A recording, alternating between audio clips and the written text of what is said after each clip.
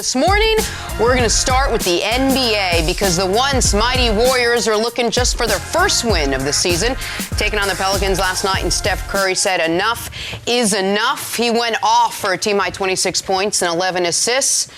Draymond Green echoed that with a triple-double of his own, 16, 17, and 10, as the Warriors get their first win, 134-123. After the game, Curry said, everybody loves to label you when you're down and when you're losing. That's easy. It's easy to go on TV and say whatever you want. It's easy to throw darts at a team trying to figure it out. Say whatever you want and fill that 24-hour news cycle. It's cool with us.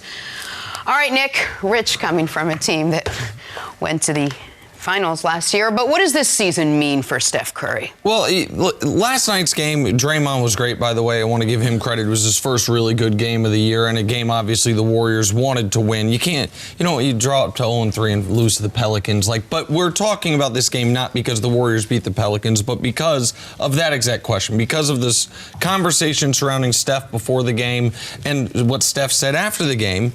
And what it means for what this season is going to allow us to see with Steph is what type of superstar is he. We know beyond a shadow of a doubt that he is the greatest shooter of all time, that he's a champion, and that when he has a complementary cast of other great players, he can be one of the most selfless superstars we've ever seen. What we don't yet know is, can he do what we have seen the other great players in this league do, which is when you don't have great supporting players around you, when you do have to be something of a one-man show, is that something that his game is suited for? I heard Steve Kerr before the game talk about, we could try to do what the Rockets do with James Harden, but we don't have the personnel. Well, is some of that personnel Steph Curry? Is some of that, the Warriors their fans love taking shots at Russell Westbrook the year that KD went to Golden State and Russ was a one-man show. But what Russ did that year with a second-best player of Victor Oladipo and a third-best player of Enes Kanter was carry a team to 47 wins through his individual effort and greatness. That's what we haven't had to see yet from Steph Curry. That's what this year's going to tell us if we can see it from Steph Curry. Yeah, this season for me, it won't be as far as what his legacy means. I think that because of what he's going through, and he's going through something a lot of superstars haven't gone through, where he's losing two other superstars. He lost KD, going back to Brooklyn, and then Clay is hurt. So this roster and who Bob Myers is able to put around Steph in this first year, it's a little limited based on what they're trying to do. They were trying to keep the big three, their big three together, that being Clay, signed him to a max deal, signed Draymond to an extension, traded for D'Angelo Russell. But they were limited as far as their overall movement, and I'm not going to have his whole legacy hinge on the players around him right now. I think Steph Curry is definitely one of the best players that we've ever seen. The league is adjusting.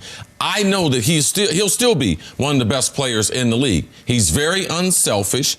So I just want to see how it plays out. I don't know what type of team that they have. In the first couple games, he deferred to his teammates, trying to get them involved, trying to fill them out. In last night's game, you could see from the beginning, he was far more aggressive, taking over, realizing that he's got to be able to take the lead from the beginning because they're not a very, very talented team. What strikes me is we're just 5 minutes into the season, and there's a bit of a woe is me attitude we heard it from Draymond, a little bit from Steph, but they've got three All-Stars on this team. It's hard to feel sorry for this team. It's not like they lost everyone and Steph has to carry the entire team on his shoulders. Well, they have two All-Stars and only one's an offensive player. Okay. So it puts a tremendous amount of...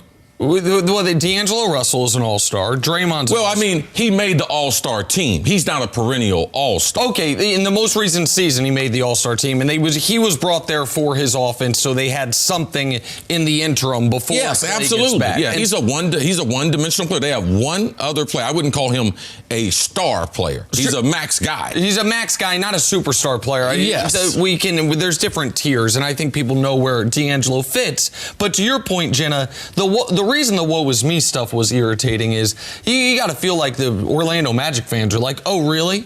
Like this is what we've been trying to build without a Steph Curry. We'd love to have a D'Angelo Russell for a decade now. But Chris, I agree with you that there is part of Steph's legacy that is cemented and will be cemented forever. He's one of the 30 greatest players of all time. He was the first unanimous MVP, and shooting is one of the most important skills in the sport, and he's unanimously regarded as the greatest shooter ever.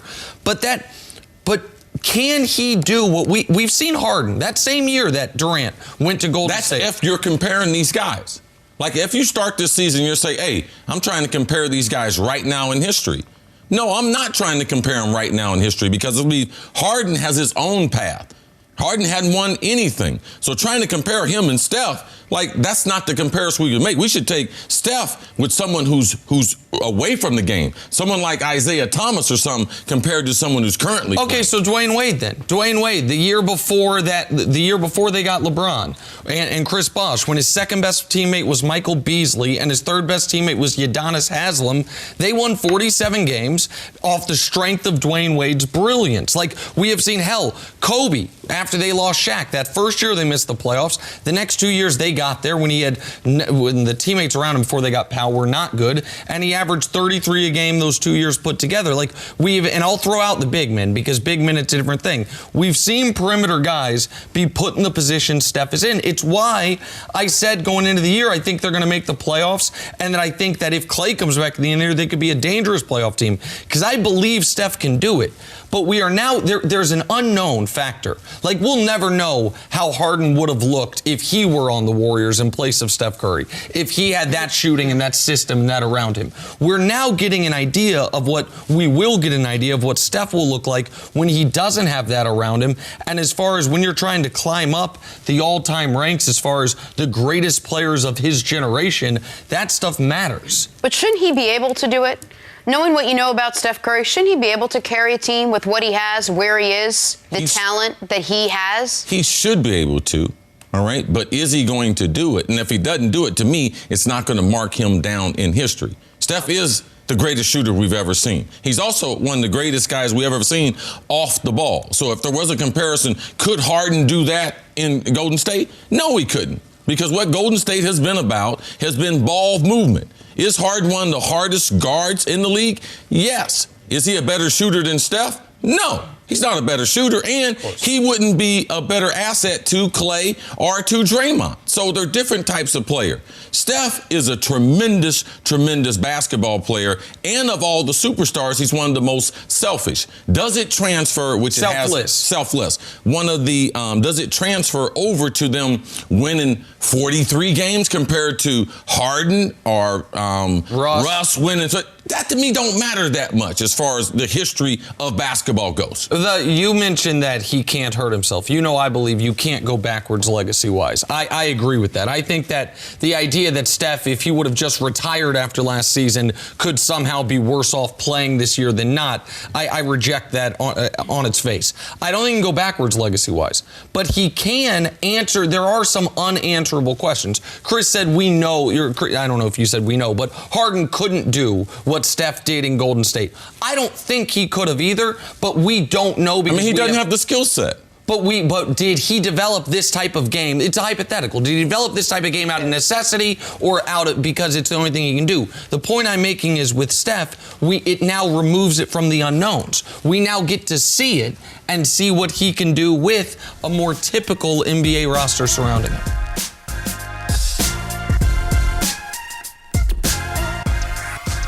On to the Browns now. Legs out underneath. Turnovers have plagued their season in just about every game. Case in point, this past Sunday in New England, 2 Nick Chubb fumbles and a Baker Mayfield interception turned a 3-0 Patriots lead into a 17-point deficit in a matter of minutes. Browns are 2-5, and Odell Beckham Jr. knows what the narrative will be if they continue down this path.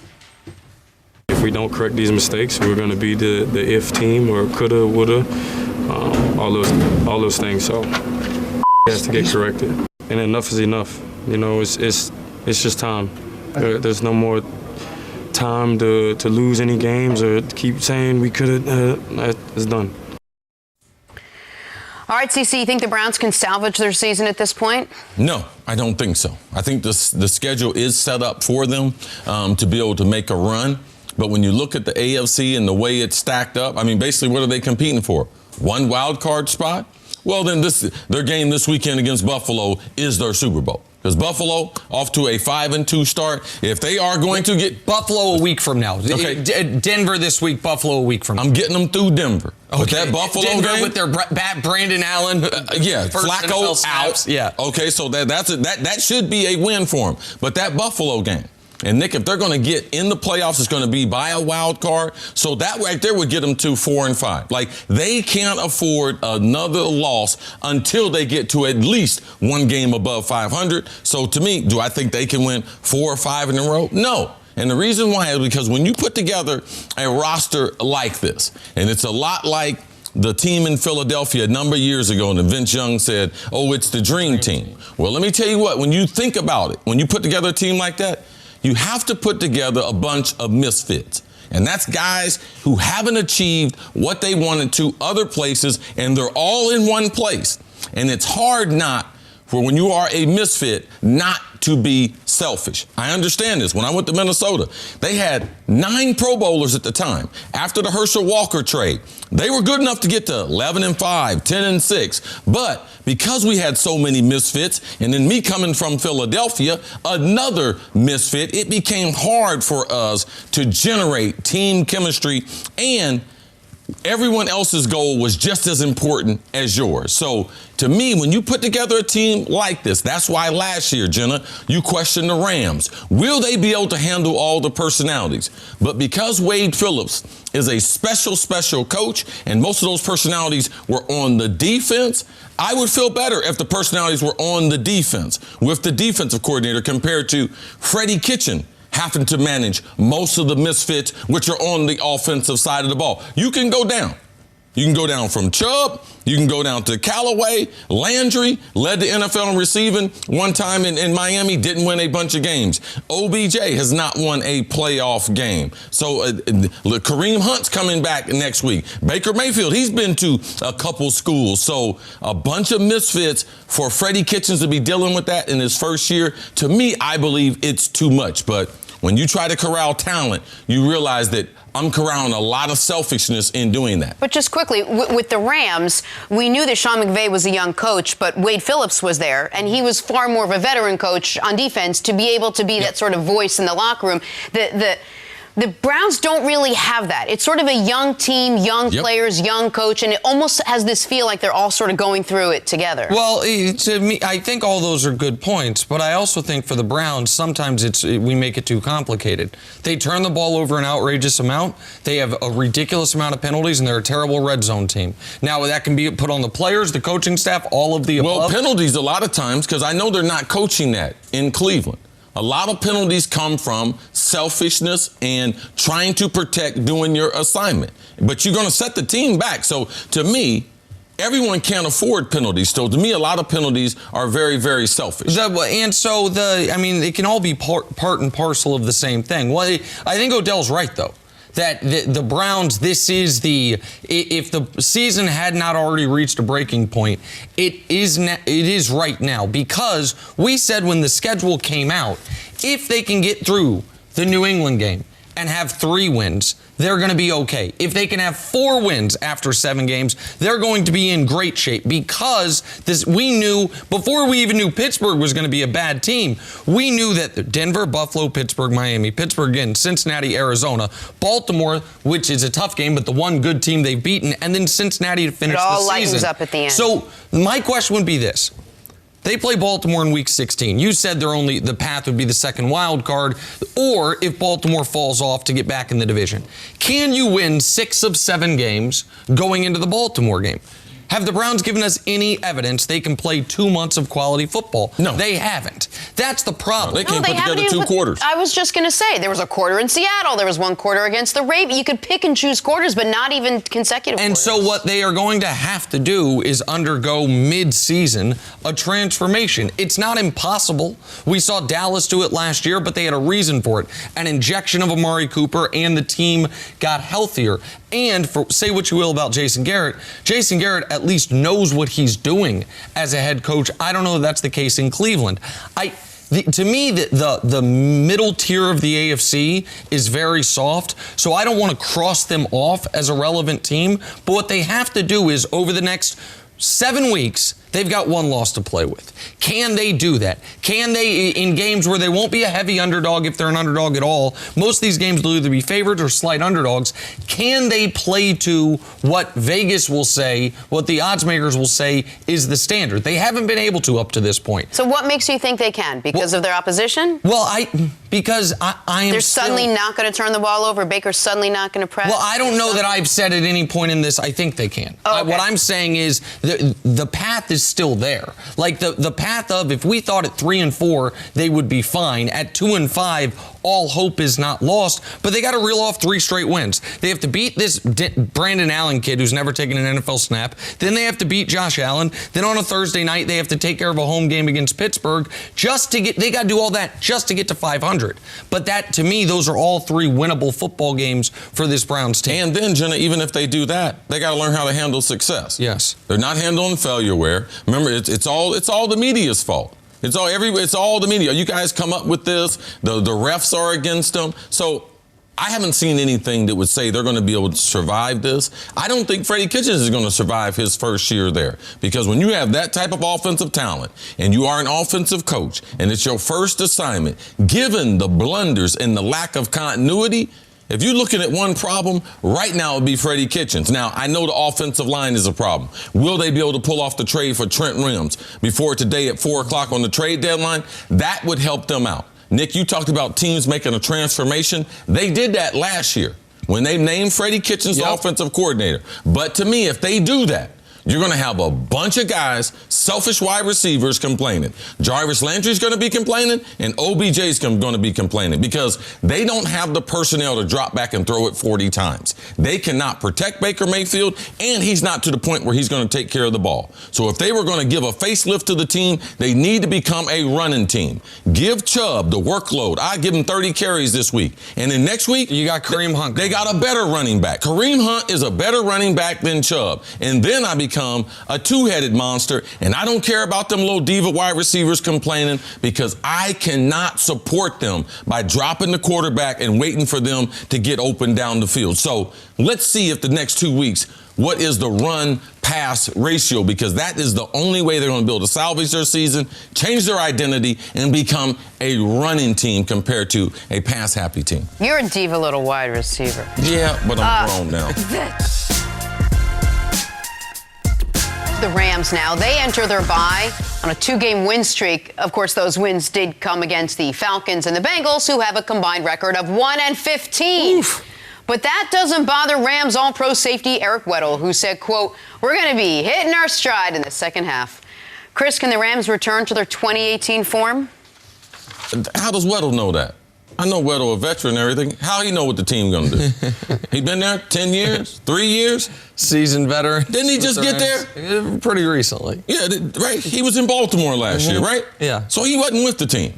I would prefer that be someone who was on the team or who's been with Sean McVay. We don't know what they're going to do. They have a number of issues that I don't know if they're going to change. Their offensive line. Over the last 2 years, they have had continuity like no one else. Starting 5 started all 16 games 2 years ago. Last year, different starting 5, started 16 games for them. They don't have that. Brandon Cooks, another concussion. Oh. That's several for him. So we have seen that offense, without Todd Gurley being healthy or any of the wide receivers being Kupp or Cooks, They don't operate at the high level that we're used to seeing. So no, I wouldn't be banking on it. People are starting to be in the league, understand their concepts. They're not fooled as much by their play action pass. So to me, They're in a lot of games like other teams, back and forth, because they are not the explosive Rams that we've seen the last 2 years, Nick. And they're not going to be able to win the division, not with San Francisco already at 7-0 and Seattle ahead of them. And we know how deep the NFC is. So I looked at it. They're 5-3 after being 3-3. You mentioned 2 straight wins. But when we talked about them at 3-3, we said on this show, they're probably about to reel off 3 straight wins. Don't let that change your opinion on what the structural issues with this team are. They have 4 very difficult games still remaining. Baltimore, Seattle, at Dallas, and right after Dallas at San Francisco, pardon me. So even if they split those 4, and go 2-2, they're going to have to basically sweep the rest of the way. So how do they do it? They're going to have to undergo a character transformation in this regard. This is going to have to be a great defense, because it cannot be a great offense anymore. Not to me. Not when you don't have a great running back. Jared Goff is playing the worst football he's played since his rookie season, and Cooks might be done for at least the time being, if not longer, given how many concussions he's suffered. You traded for Jalen Ramsey. You clearly think you can be an excellent defense. You still have Aaron Donald. We know the rushers you have in Fowler and Matthews when he gets back from the jaw, and Ebukam. Like, okay, my pal Wade Phillips, a guy you guys both know very well.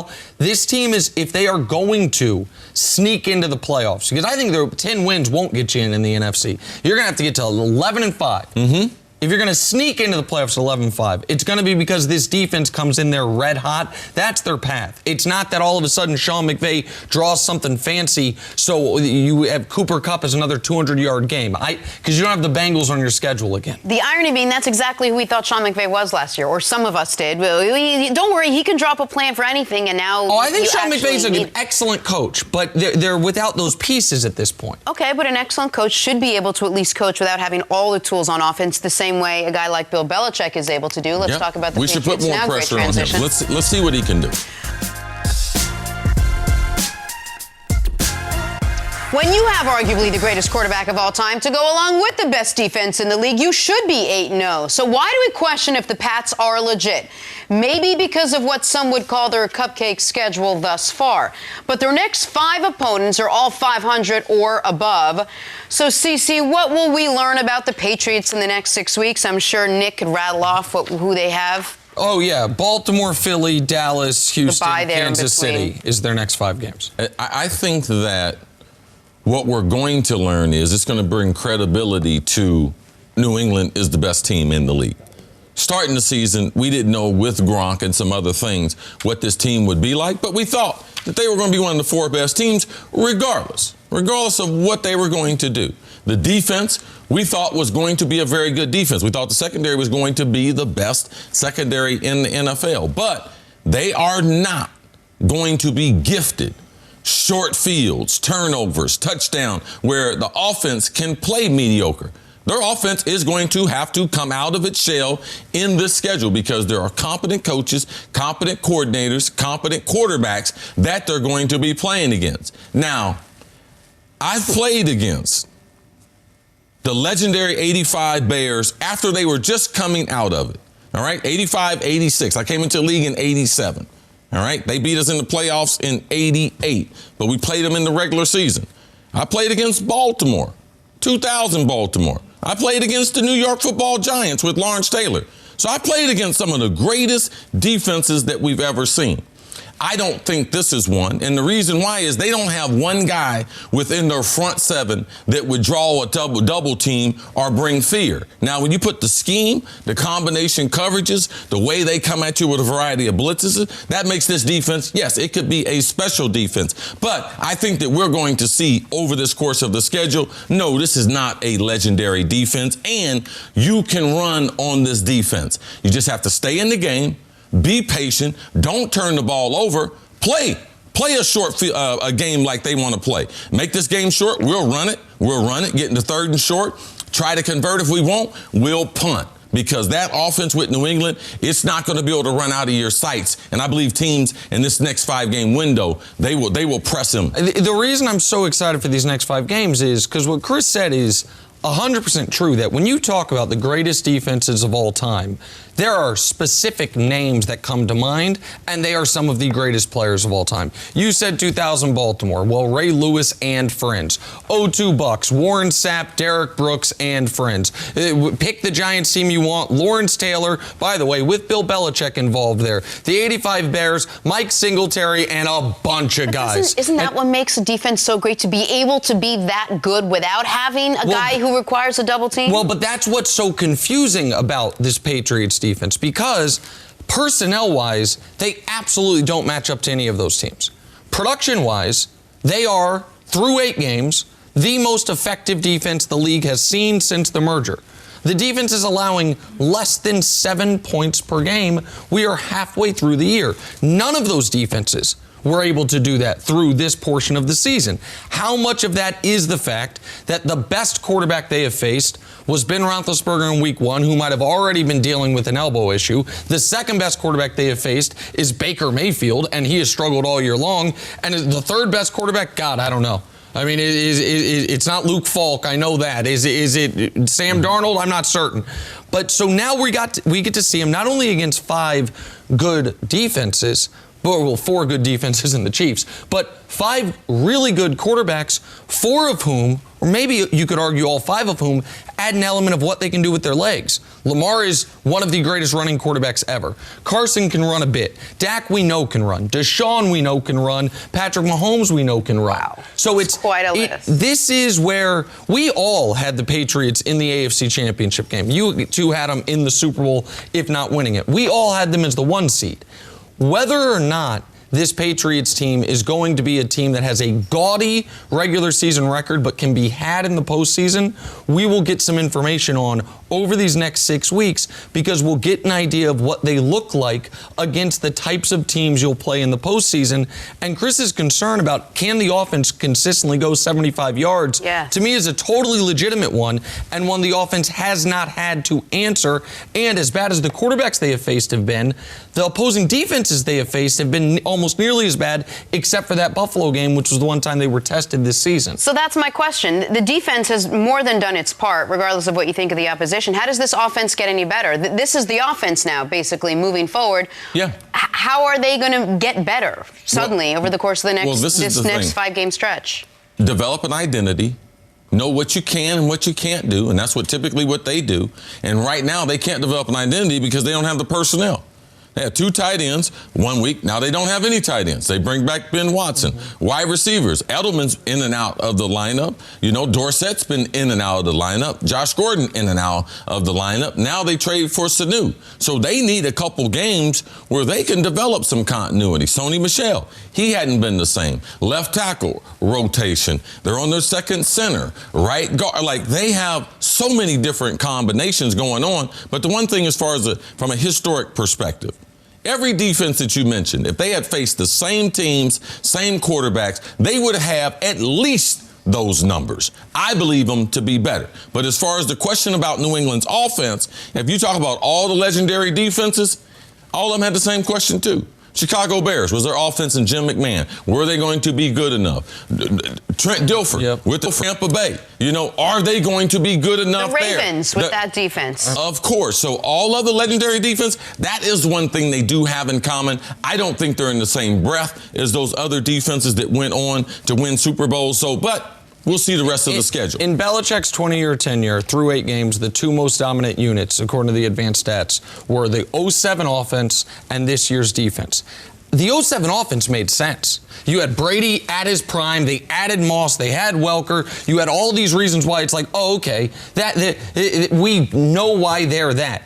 This team, maybe the best player on the defense, is making $900,000 this year. And they traded him away 3 years ago in Jamie Collins. Certainly the best front 7 guy they've had. Stephon Gilmore, maybe the best player on the defense. Yes. So it just doesn't make sense from what they are doing to who is actually doing. That's why you know it's the schedule and who they've played against. That's what makes it make sense. That's how they're able to get that done.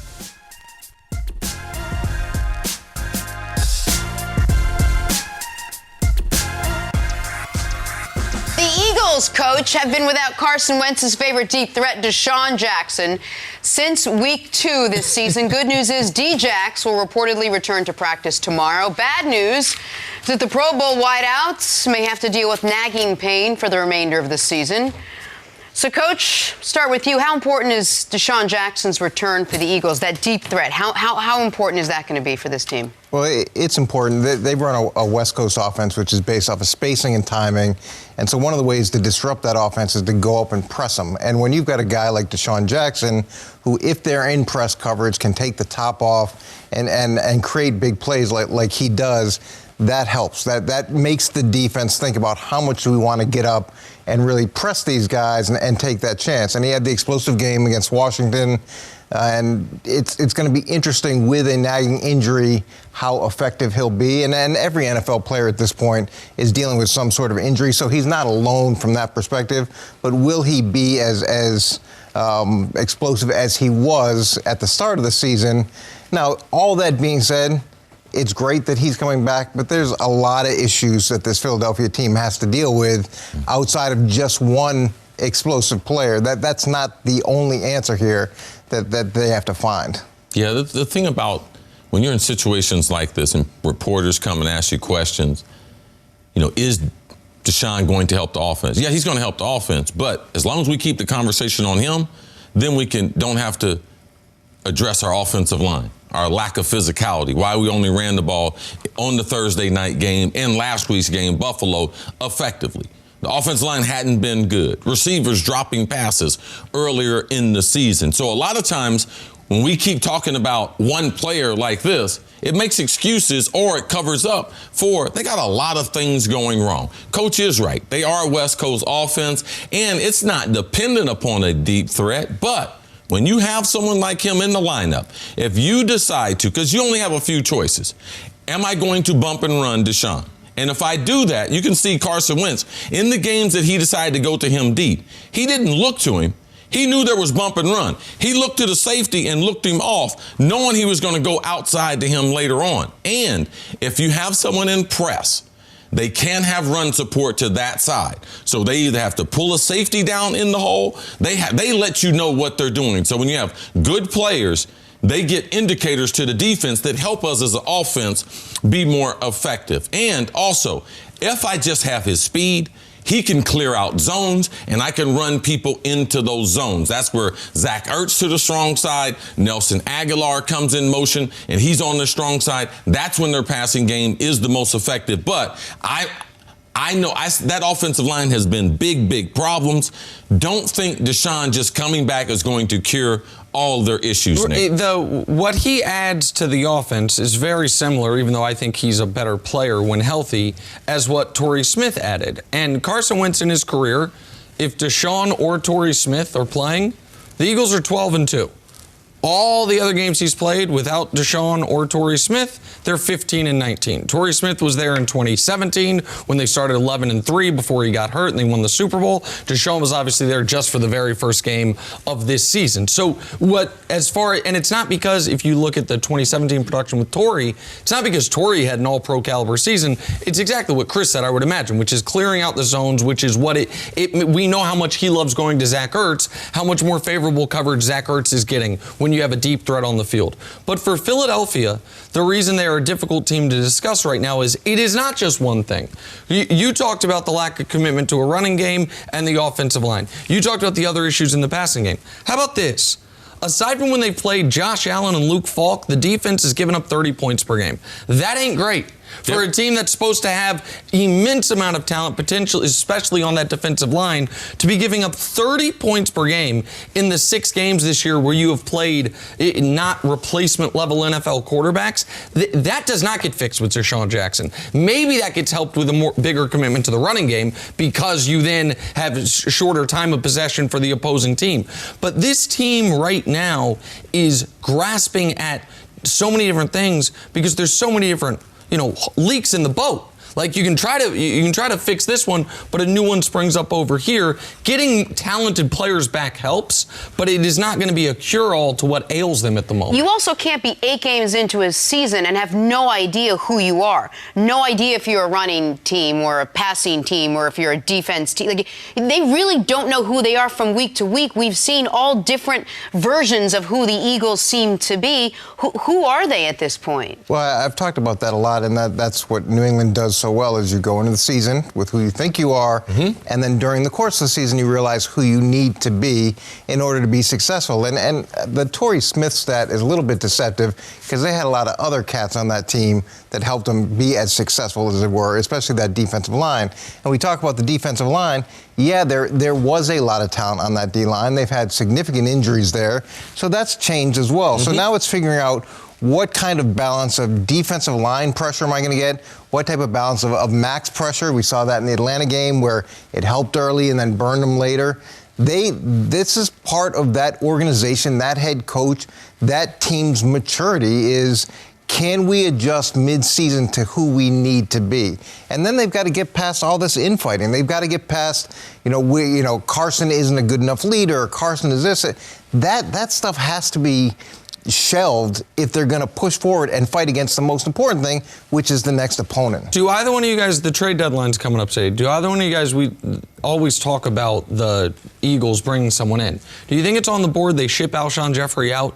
Or at this point, do they not have enough, NFL, what you would call professional receivers in the receiving room to do it? Because it does seem that he is a source of some of the infighting. They have DeSean coming back to practice. I don't think any of us expect Alshon to be on the team next season. Do you see that as a possible move for them today? Yeah, I don't think Alshon is the problem. Almost every team has a complaining wide receiver. And the thing about it, on the open market, what would he fetch? And could he fetch you something that you could use? All right? They got more depth. That's what we talked about. Howie Roseman, he's got more depth than anyone else. That depth has been eaten away on the offensive line and on the defensive line. They need a corner. Are you going to trade for a corner? So for me, why would I ship some talent out to a guy that is a good possession receiver, especially if I get D-Jack back?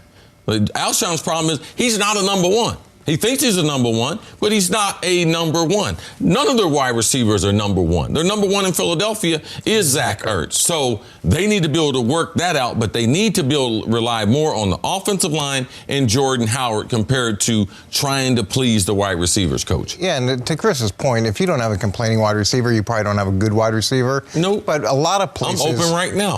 A lot of places, those complainers, it happens in-house. It's not something that's publicly out there. It happens all the time. People complain all the time about Agreed. I think it struck me as if Howard Eskin's report's accurate, that Alshon was the source of a lot of these anonymous Eagles stories. It's one thing to be I need the ball more, I'm always open. Yeah, but if I'm Carson Wentz right now, I do not want Alshon traded because I'm sick and tired of everybody blaming him anyway. The defense gives up 300 yards. Passing. Oh, man, Carson Wentz, he's not the leader.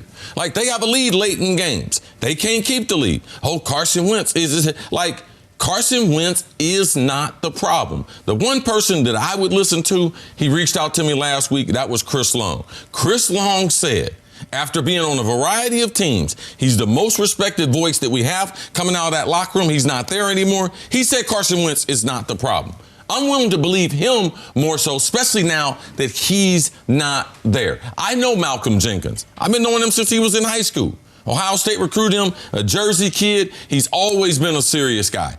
I know he's not the problem. Now, that defensive front, their lack of a running game consistently with that offensive line, those are real issues. And if you got a problem, don't call anybody. Go walk down to Carson Wentz and talk to him. Right, which is why, because he didn't do that, that's why I was wondering if like handle your problems with a guy that's 3 lockers over from you. Don't call anybody.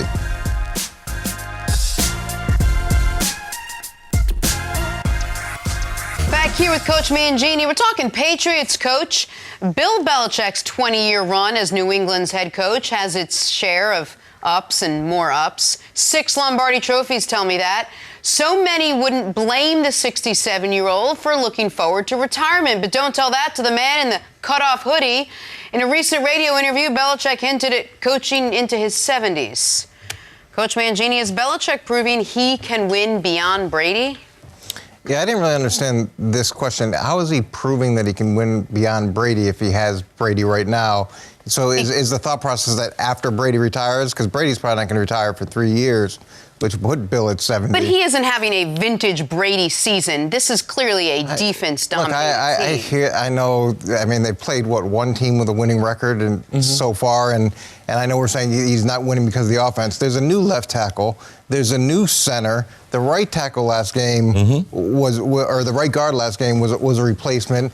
The tight end's brand new. He's got a bunch of receivers that have to wear name tags. So this is a situation where most quarterbacks, if they were thrust into it, wouldn't be able to operate at all, more or less operate as effectively as Tom has. And plus all the other stuff that Tom does in the locker room, all the legitimacy that Tom gives to the system that's in place there, that's not easily replaced at all. Okay, so let's just simplify things. Let's put this out there. Let's say the Patriots win the Super Bowl this year, and Giselle finally wins the argument. Tom, you've been to 10, you've won 7. And he retires. Or hey, he doesn't have a contract next year. For some reason or another, Tom Brady is not the quarterback of the New England Patriots next year. If that premise, your confidence level that Belichick doesn't have them in 14-2, but has them as the heavy favorites in the AFC East, double-digit wins, that they can continue to compete at a Patriot-esque, if not quite vintage Patriot level. Yeah, this is the chicken and the egg argument. I think that Bill is great for Tom, and Tom is great for Bill. And maybe when Tom retires, from a legacy perspective, it might be time to move on, for Bill as well. Wow. But there's that situation where his kids are now working for him. He doesn't have any hobbies. That's a big point. So what's he going to do? Retire? He likes to play golf. He's going to play a couple rounds of golf and then be bored. So if he wants to see his kids now that they're in coaching, his best chance to see his kids is to remain in coaching. And it's going to be interesting to see how things operate without Tom Brady. We're talking about something that's been a constant and is such a force in that room from a legitimizing perspective. To lose that, yeah, it's going to be really fun and interesting to watch. Stacey, you and I spoke early this morning, and I said, well, do you think Belichick could actually coach somewhere else? And you laid out all the reasons why that is virtually impossible at this point. That's the least likely thing to happen besides retirement. I think retirement he's not going to do that. And then what is second least likely to do? Go somewhere else and coach. You can't have all the intel and all the bodies that he would need to move with him to do his system. Man, everything in New England they call it the Patriot way. It's Bill Belichick's way, all right? He created that system. They didn't have no system. How the players check in, how they come into the office, the times the meetings are, the practice schedule, the lack of lunchtime. Videography, all of that. That is all him. So the reason why I don't worry about him winning is because I know in coaching a game, there's thousands of things that the head coach is responsible for compared to the star quarterback. Now, yes, I know they've had continuity for 20 years, but Belichick is doing thousands of things that Brady has nothing to do with. And the reason why I like it is Belichick has gone through, I'm a defensive-dominated team, I'm going to run the ball, I'm going to shorten the clock, create turnovers on the defense, be conservative offensively. That won him 3 Super Bowls. Then he went wide open. I'm going to throw the ball, I'm going to move it down, I'm going to have mismatches along the field. That defense has been a lot like the offense is right now the last several years. Hodgepodge of guys, injuries. So he's been using his genius on the defense. Now it's just on the offense. So I know, just like Phil Jackson, people used to question, can he win without Jordan? Of course, he's a great coach without Jordan. NBA is different than the NFL, but I just know the impact of a head coach it's just there's so many things that he does compared to a quarterback. I think it's obvious that without each other, they wouldn't make the Super Bowl every other year. Because that's what they do. 9 Super Bowl appearances, 18 healthy years from Brady, because the one year he had his knee blown out. We know what the success is together. But I watch the NFL very closely every Sunday.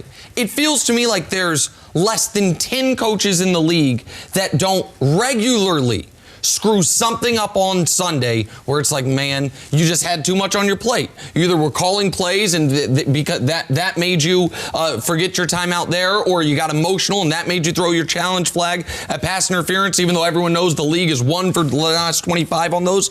If you watch the league every week, you know that if Bill Belichick were available on the trade market, if Jalen Ramsey's worth 2 first-round picks, what's Belichick worth? There's no salary cap on coaches. I know he's 67. Let's say he just is going to coach another 5 years. What is 5 years of elite coaching worth? Now, he's not going to be traded, and there's no reason for him to ever go anywhere because of the family stuff. Robert Kraft adores him. Like, of course, he will coach with the Patriots, I would imagine, until he's done coaching. But yes, he can win without Brady. Can they win Super Bowls without Brady? Well, we're going to have to see who comes in after Brady. They had a really good, viable replacement, maybe 2 of them. Not just Garoppolo, but also Jacoby Brissett. Right now they have Jared Stidham. We have no reason to believe he's the heir apparent. But of course, Bill, well, look at what Frank Reich is doing in Indy. Frank Reich has an argument that he is one of the best young coaches in football. They don't have a great quarterback. They have the former Patriots third stringer, and I like Jacoby. But they have a good roster, similar to the Patriots, and they have a head coach that knows exactly what he's doing that is incredibly valuable. Well, look, he was worth a first-round draft pick before he won, so he'd be worth a lot more. One of the intriguing things, the only way I could ever see him leaving is maybe if he goes somewhere else as like the president or GM or gets an ownership interest in a team, and that's kind of the next phase. But isn't he already the GM of the Patriots? Well, but I'm saying a different structure, more like the Parcells type structure that Bill did later in his life. But it will be interesting to see how he operates without Brady in place, because it was one winning season in 6 years before Tom, but they have needed each other. They have complemented each other. To go get someone else to try to do the things that Tom does, it's hard. It's really, really hard.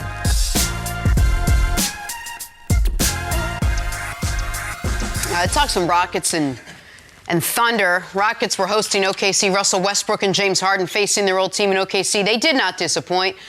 Russ finished with 21 points, 12 boards, 9 assists, while the Beard poured in a game-high 40 points.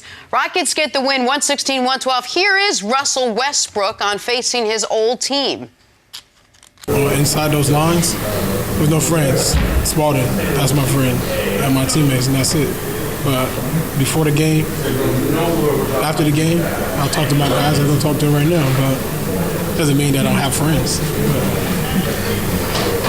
During the game, I don't. It's that simple. If you try to be my friend, I ain't gonna say to you. Look, the question coming in were how these two were going to fit on the floor for obvious reasons. They both like the ball, but how much better does Harden, Nick, fit with Westbrook than he did with Chris Paul? Oh, he doesn't fit better.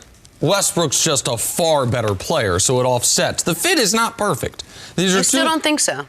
No. And I don't think it'll ever be perfect. I think it'll be better than it's been the first few games where they're taking turns early in the game, and most of those turns are going to James Harden. And Harden's shot has not been falling so far this year. The free throw line is what bolstered him last night. He had 21 of 22 from the line, including some clutch free throws late. But this team is so much more capable of instilling fear in the opposition because they do have a second legitimate superstar.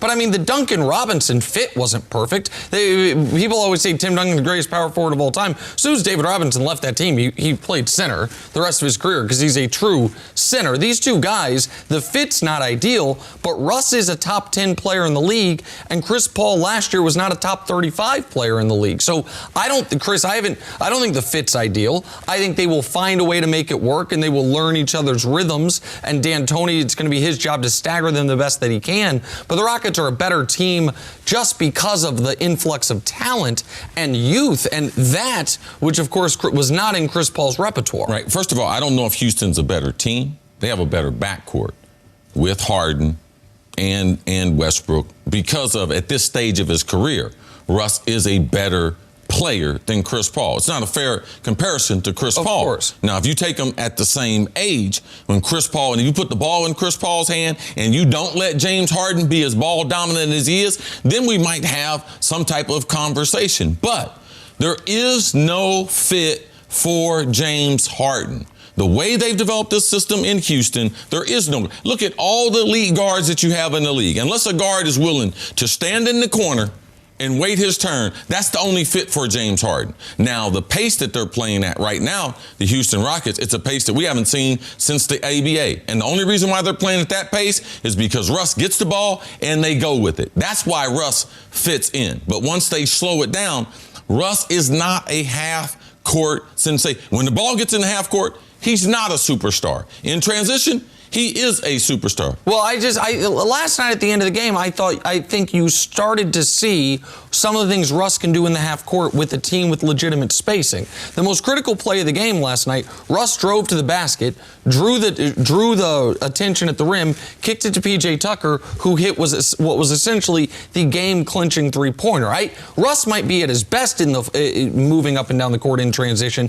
I still think he's a superstar offensively in the half court, especially now that he has requisite shooters around him. But Chris, you said you don't know if they have a better team, but they have a better backcourt. Well, the rest of the team's the exact same. Well, I need to see them together. Is Harden in crunch time? Will he let Russ drive to the hole? Because he wouldn't let Chris Paul do that. Right. One of the big things was late in games, there was no type of continuity, and Chris Paul was not allowed to have the ball. So, yeah, you make a good point as far as in last night's game. But when we get to the playoffs, because the regular season means nothing to this team, all right? They've been close enough. They will be judged based on, are they able to get to a Western Conference final? So in those situations, will Harden defer? Because I watched last night's game, and Russ, to me, is deferring, especially early in the game, to Harden. Harden's pounding it, pounding it.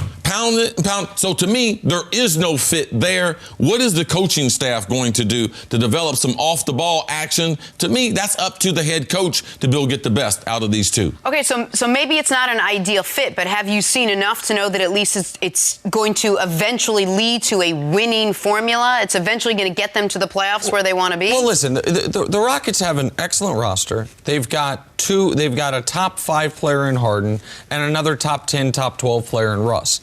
Chris is right in that they've done everything that a team can do in the regular season. They've won it. They've had their guy win a league MVP. They've led the NBA in scoring. They've been the number 1 overall seed. It is going to be determined as successful by what they do in the playoffs. But I think the Rockets are without question, going to be better this year than they were last year. I don't think Harden's going to have to average 36 a game, which is what he did last year, in order He's trying to. Well, listen, he has not adjusted his game really at all, it would appear. Russ has adjusted, I would argue, to his. And why is that? And why wouldn't James Harden adjust? Russ has come over from OKC. We knew Chris Paul. Why hadn't Harden adjusted? Well, maybe Harden will adjust, but up to this point, I think Harden, his mentality is what I've done has been wildly successful. But they haven't won anything. Right, but you're talking about, will he adjust in the postseason? I don't know. In the regular season, I doubt if a player is going to adjust in the postseason after playing the regular season the way they played the last straight 5 regular season. You would think right now would be the time that he would acquiesce. Hey, Russ, I'm going to give you a little more. Let's see how this works out. But that mentality right there, that's why I don't think that they're better. At least they had a system that they were able to get close enough to Golden State. What's going to be their system now? Oh, I'm just getting ready to take it. Russ is a sidekick. To me, Russ is not mentality of a sidekick. And I believe ultimately that will be a problem.